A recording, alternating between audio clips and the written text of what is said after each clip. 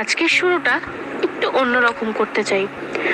আজ হলো 25শে বৈশাখ, কবিগুরু রবীন্দ্রনাথ ঠাকুরের 163তম জন্মবার্ষিকী। তো রবীন্দ্রনাথের জন্মদিন সকল শিল্পীদের, হ্যাঁ বিশেষত নৃত্যশিল্পীদের। আমি একজন ক্লাসিক্যাল ডান্সার হিসাবে, অর্থাৎ শাস্ত্রীয় নৃত্যশিল্পী হিসাবে আজকের দিনটি আমার কাছে খুবই খুবই গুরুত্বপূর্ণ। তো আমরা সকলে মিলেই আজকে চলে এসেছিলাম আমাদেরই ইউনিভার্সিটির প্রোগ্রাম, অর্থাৎ রবীন্দ্রভারতী বিশ্ববিদ্যালয়ের প্রোগ্রাম দেখতে। সেটা হয়েছিল জোড়াসাঁকো ঠাকুরবাড়িতে। প্রত্যেকবারই হয়, কিন্তু গতবার কোনো এক বিশেষ কারণে আমি সেখানে উপস্থিত হতে পারিনি।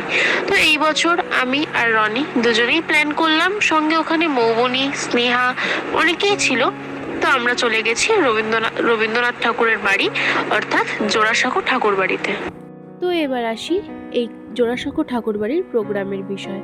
তো আমরা প্রথমেই ঢুকে গেছি অন্দরমহলে। অন্দরমহলের ভিতরে হচ্ছিল পরিবারের সকলকে নিয়ে একটি প্রোগ্রাম, অর্থাৎ ঠাকুর পরিবারের সকলের সাথে সকলকে নিয়ে এই প্রোগ্রামটি। এই প্রোগ্রামে ছিল গান এবং নাচ। এবং পরবর্তীতে চলে যাই আমাদের অনুষ্ঠানের মূল অনুষ্ঠানের দিকে। সেটি হলো আমাদের রবীন্দ্রভারতী বিশ্ববিদ্যালয়, যেটি এখন সেকেন্ড ক্যাম্পাস হয়েছে বিটি রোডে, সেইখানকার প্রোগ্রামে। তো ওখানে গিয়েও আমরা দেখতে পাই ওখানে ইনস্ট্রুমেন্টের সেট আপ চলছে। দেন আমরা বাইরে চলে আসি একটু ফটোশ্যুট করতে। তো ফটোশ্যুট করছি এবং বাইরের পরিবেশও খুবই সুন্দর ছিল, তাই সকলের সাথে আড্ডা মারছিলাম।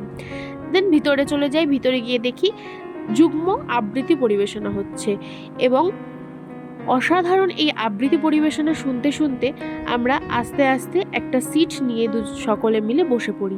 এরপরেই ছিল সঙ্গীতানুষ্ঠান, মানে আমাদের কণ্ঠসঙ্গীত বিভাগের অনুষ্ঠান। এখানে নানান ধরনের গান করা হয়েছে, বিশেষত এসো শ্যাম হলো সুন্দরও এই থিমটির নাম ছিল।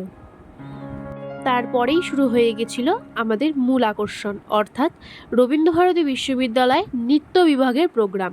নৃত্য বিভাগের প্রোগ্রামে প্রথমেই ছিল 3টি ফর্ম, অর্থাৎ কত্থক, ভরতনাট্যম এবং রবীন্দ্র নৃত্যের উপস্থাপনা।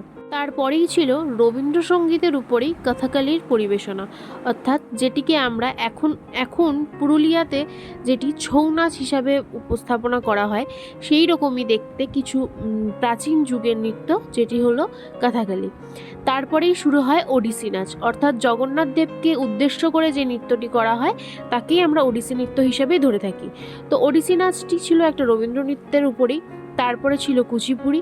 কুচিপুড়িটাও আমরা সকলেই ভালোভাবেই উপভোগ করি এবং কুচিপুড়িতে সবথেকে সুন্দর ছিল গান, অর্থাৎ যে গানটি কুচিপুড়িতে ব্যবহৃত হয়েছে সে গানটি এবং নৃত্য। তারপরেই শুরু হয় আমাদের রবীন্দ্রনাথ ঠাকুরেরই লেখা গান, অর্থাৎ বাদল বাউল গানটির উপস্থাপনা, সেটি রবীন্দ্র নৃত্য হিসাবে উপস্থাপিত হয়েছে।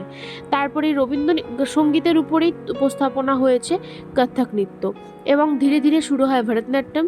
ভরতনাট্যমের সাথে সকল ডান্স ডিপার্টমেন্ট, অর্থাৎ যতগুলো ফর্মের ডান্স হয় সবগুলো একসাথে অ্যাড হয়, যেমন মণিপুরি, কথাকলি, রবীন্দ্র নৃত্য, কত্থক, ভরতনাট্যম, ওডিসি যা যা ছিল এবং কুচিপুড়ি সকলে মিলে একটি ছোট্ট উপস্থাপনা করে নৃত্য বিভাগের প্রোগ্রাম শেষ হয়।